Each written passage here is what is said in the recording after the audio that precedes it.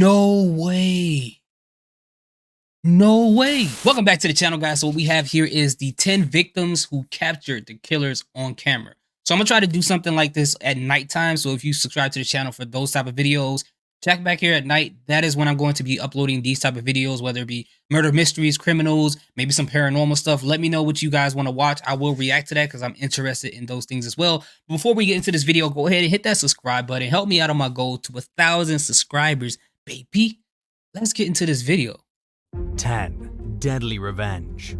Reynaldo Dagsa was a Filipino politician who focused many of his efforts on peacekeeping within the city of Caloocan. He found himself in the exact opposite of a peaceful situation on New Year's Day 2011, when he went to snap a photo of his wife, daughter, and mother-in-law outside his home and was shot dead right after he took the picture. The image shows the gunman pointing his weapon directly at the photographer just a moment or two before. No way. No way. That's crazy. What in the world? Wow, that's crazy, man. Before pulling the trigger, as well as the assassin's lookout, who can also be seen in the background. 6 days later, police arrested the suspected gunman, identified as Arnel Buenaflor, and his alleged accomplices Romel Oliva and Mikel Gonzalez. Buenaflor was known to have ties with the local Paseway gang and claimed that he shot Dagsa as revenge for someone among Dagsa's people hurting him in a past shootout. Meanwhile, law enforcement claimed that Buenaflor was actually motivated by Dagsa's peacekeeping activities rather than a previous act of violence. Either way, the merciless killing was attributed to a deadly grudge, and Buenaflor apparently realized after being captured on camera that he wasn't going to get away with the crime. After apprehending the suspect at his hiding place, police said that he looked tired. Perhaps he was ready to quit running from the law and to face the music for his horrific crime. First of all, that dude is dumb. To be in front of a camera, no mask, no nothing, and pointing the camera directly at the camera. Here's my face and here's the murder weapon. Right in front of the camera. That's crazy, but you know what? Thank God he was dumb. Like, I wish it would have never happened to the guy as far as being shot and killed, but thank God the guy was dumb because at least we know they knew exactly who the person was and what they did. You know, at least they don't have to look around for it. Hopefully that gives some closure to the family. But jeez. And they said that it was a retaliation possibly to something this guy's family has something to do with, which it's like it had nothing to do with him. Why kill? But I know gangs do that. Some gangs or whatever, they can't get to you, they'll get to someone close to you. But I just never understood that concept. I guess it's just to try to make someone hurt. And then the other reason they think it was is because he felt like whoever the guy he shot was creating too much freedom, like or peace. Like, what sense does that make? Hey man, you making my family feel too safe around here. I don't like this. You gotta go. Like, what? That makes no sense to me. I don't know, man. People are just strange. 9. The murder of PAULA RUIZ. 41-year-old PAULA RUIZ had just finished her shift at a hotel in Chiapas, Mexico. Wow, she don't look 41 at all. Lot around 11 p.m. with her son, Miguel Alejandro, earlier this year. The pair noticed that the motorbike he'd driven there to pick her up with was gone. The two of them proceeded to search the surrounding neighborhood and saw two men pushing the bike down a street. Ruiz confronted the suspects and asked for the motorcycle back, at one point stepping between the two parties to block her son from being hurt. As one of the men, identified only as Pedro, raised his gun, the protective mother took out her cell phone and snapped a photo. That was the last photo the woman would ever take. He then shot her in the chest and the two crooks fled the scene, leaving the motorcycle behind. Ruiz was pronounced dead at the hospital, leaving her 4 children orphaned and the community outraged over her murder. Police apprehended Pedro and his alleged co-conspirator, Sergio Antonio, a few days later. They also took other suspects into custody on suspicion of being involved in the deadly theft. 8. See, that's the part that's weird to me. Like, if you saw her take out her phone and take a picture, why continue on with the crime? Knowing that there is evidence of who you are right there. Like, it makes no sense to me. And I'm curious to know, like, not to like speak bad about her, but curious to what the reaction is to take a picture. I'm assuming that it's like because in case they got away, she at least got a picture of them, of the people who stole the bike. But I wonder if she had like the flash on and was trying to do something to distract them or something like that. But obviously we're not going to know because unfortunately she passed away. But man, you know, that's really crazy. That's crazy. I'm just like a person who's just interested in why people make certain decisions that they make. So that's where I'm coming from with that. Girlfriend killer. The day after India Mackey's 20th birthday in 2019 sadly turned out to be her last day alive. During a terrifying domestic dispute with her boyfriend, 18-year-old Kevin Dixon, the Michigan woman used her cell phone to record footage of him threatening her and showing her the bullet that he would soon use to kill her. That's crazy. The couple was sitting in a parked van outside Dixon's home in Detroit's Warren suburban neighborhood when he fatally shot Mackey just minutes after she discreetly captured the threatening video.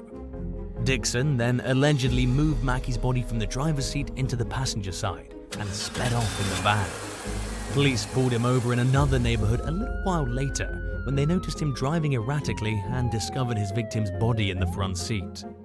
Further investigation revealed that after shooting his girlfriend, Dixon used her phone to call his mom and asked her to help him dispose of the murder weapon. Wow. He was charged with first-degree murder and several weapons offenses. At his arraignment, he asked the judge to release him because he was due to start a new job the next day. But the teen learned the hard way that freedom is a hard thing to come by when you're a murderer. Dixon pleaded no contest to second-degree murder earlier this year and will serve between 20 and 35 years in prison. His mother, 44-year-old Nikita Dixon, avoided jail time for accessory and tampering with evidence for helping hide the gun, and instead received a 4-figure fine along with probation. 7. What?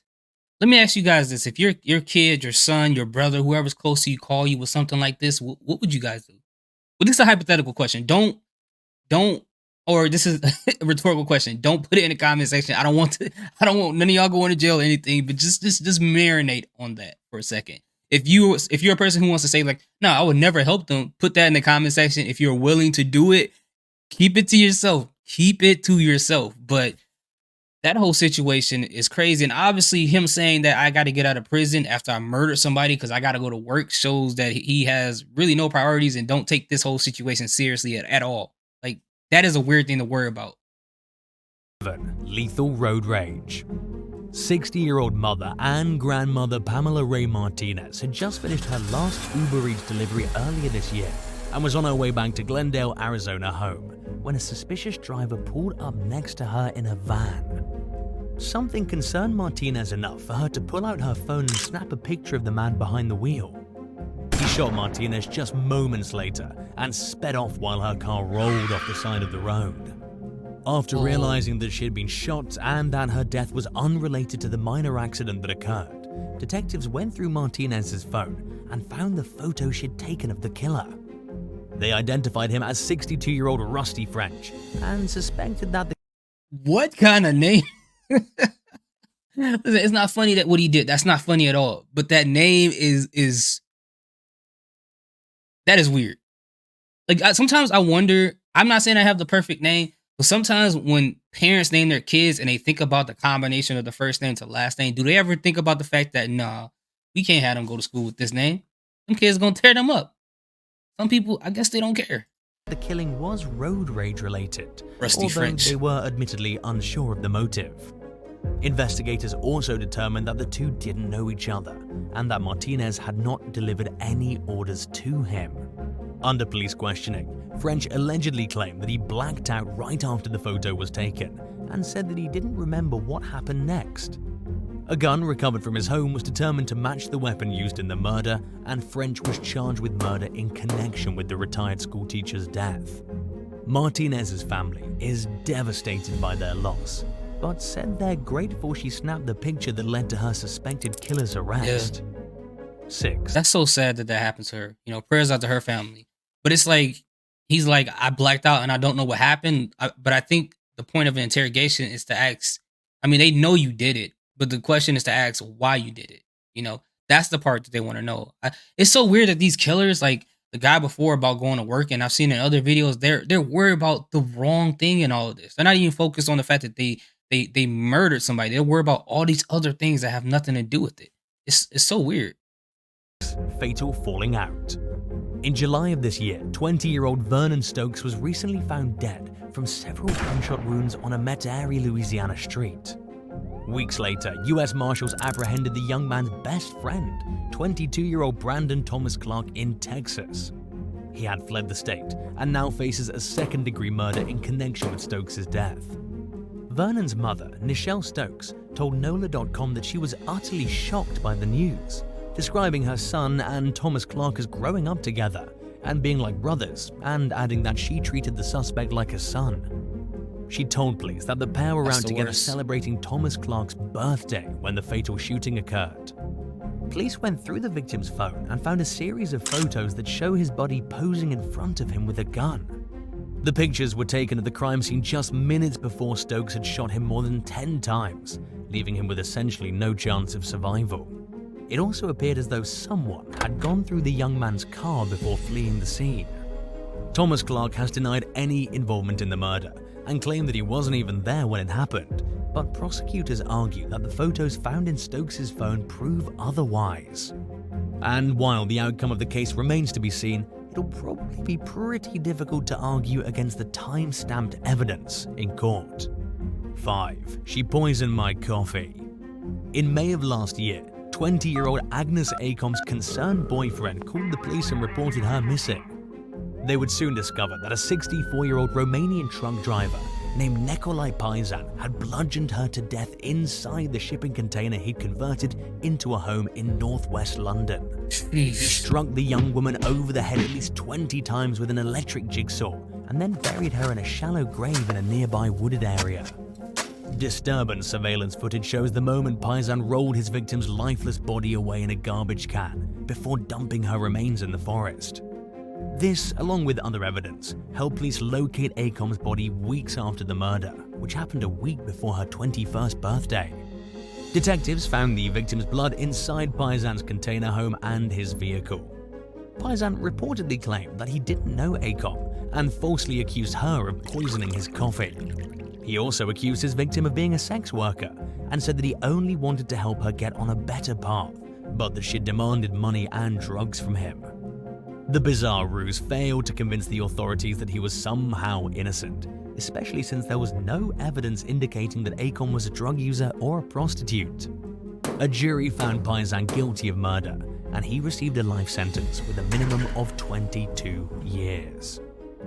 But even if she was a prostitute or a drug dealer, it still don't justify you murdering her.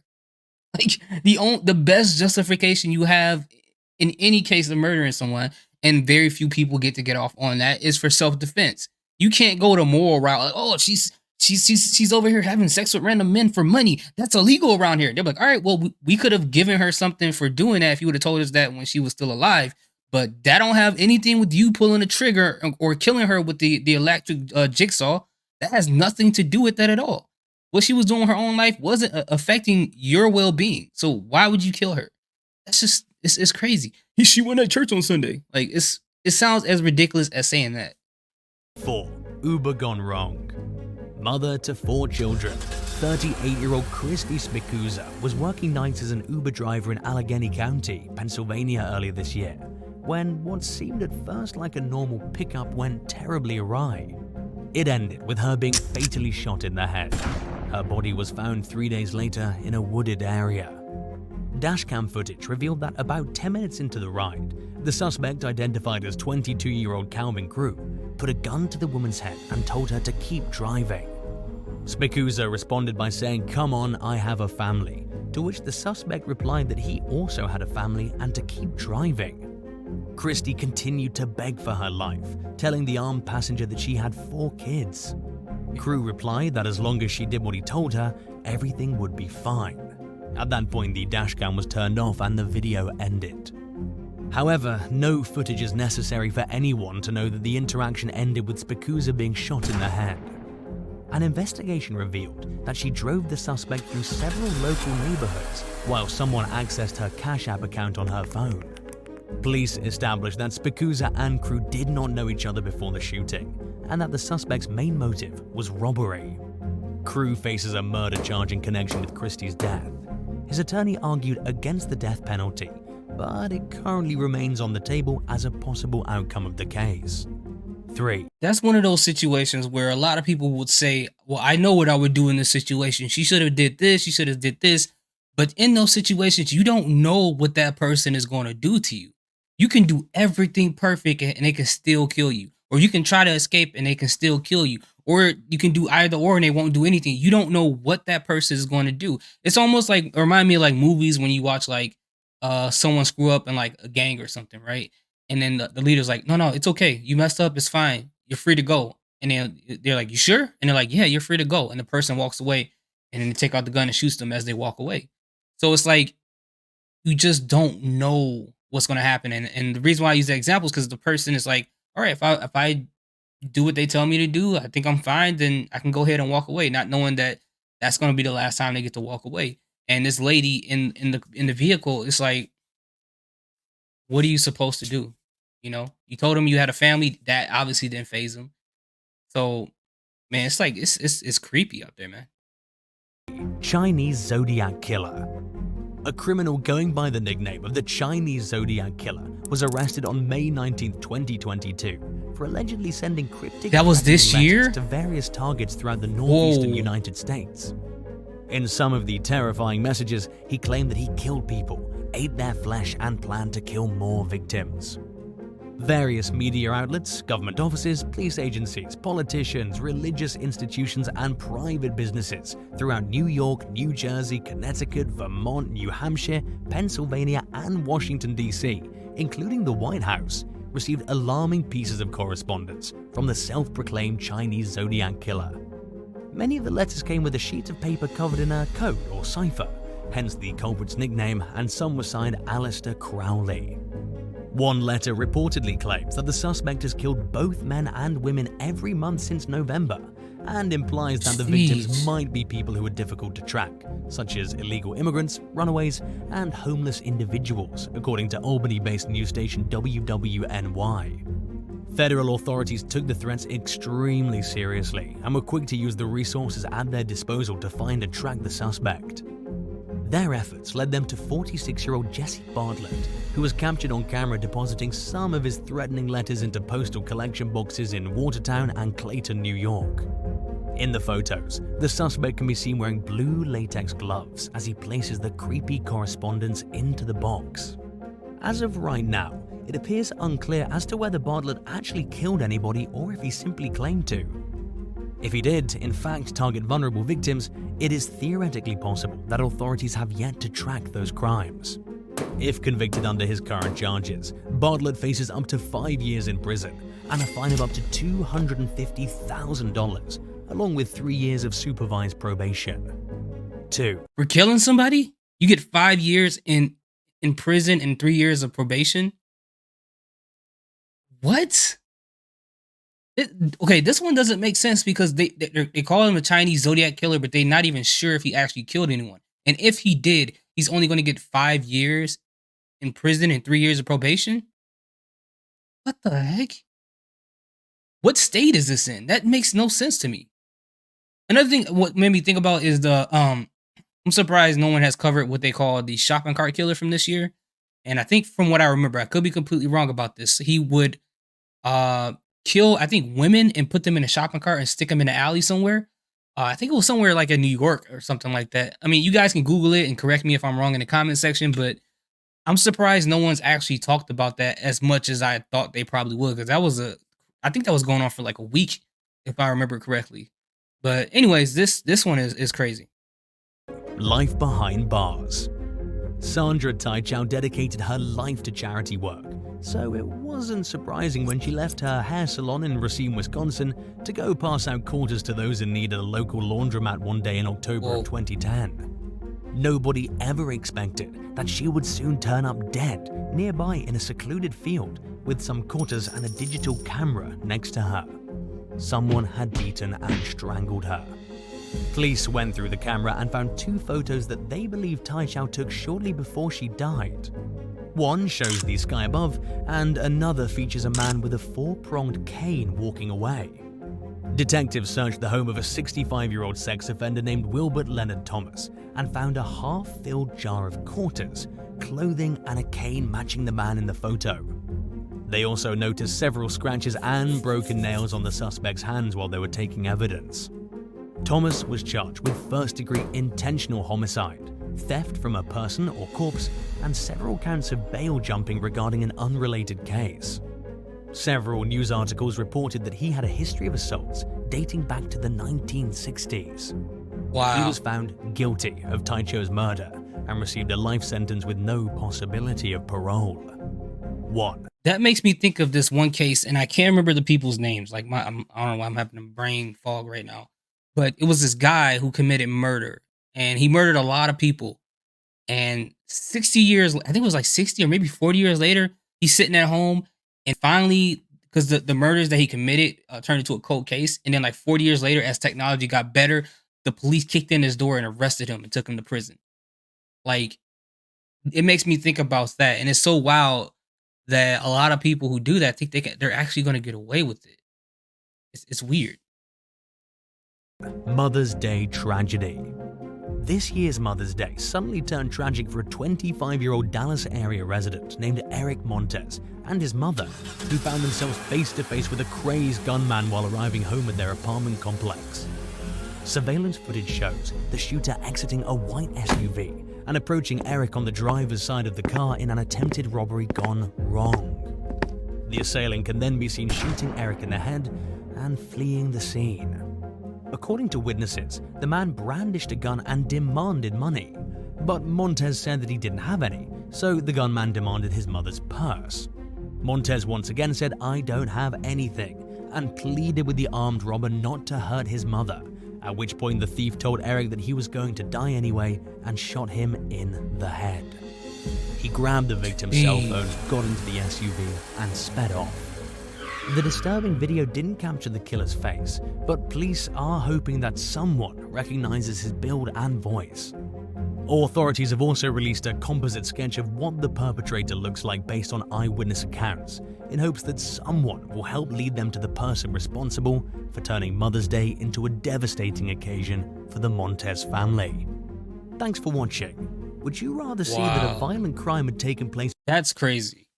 In my personal opinion, I know you shouldn't be ranking murders and things like that. It's not what I'm going for here because it's obviously a serious situation. I think the one that happened in the Philippines should have been number one. I think that one, because he actually caught the killer in the camera as it was happening. I think that would have been the best one for number one. But all these situations are crazy. Again, with this happening, with the Uber drive, it's just like you just don't know what people are going to do, even if you cooperate. You just never know. I know the best thing to do is cooperate. Someone tries to rob you, give them whatever you have, whatever it is, isn't worth your life, but you just don't know what mental state that person is in who's trying to rob you. So it's like, who's this? Like, what's to say what's going to keep you alive? I know giving them everything is your best chance. So you should always do that. Give them everything you have, everything they ask for. If they want your car, give them the keys. If they want your wallet, give them all of it with the money. Give them your pen, all that stuff. All that stuff can be replaced, but your life cannot be replaced. But the sad thing is when people are like, it's sad to me. Like, obviously, and they're begging and they're trying to cooperate. They just want to live and they want to just go on. And these killers do the things that they do. They end up killing them. That's pretty sad. But anyways, if you guys like watching content like this, me reacting to these things, give me a like, please. Thank you guys so much for watching. Again, I'm going to do videos like this at night. More like murder mysteries, courtroom stuff, some paranormal stuff I'm going to mix in there as well. Let me know in the comment section if there's some videos in that subject at night that you would like for me to react to, and I will definitely get to that. Even some conspiracy theory videos. So let me know. Thank you guys so much for watching. Salute. Peace. Have a good day.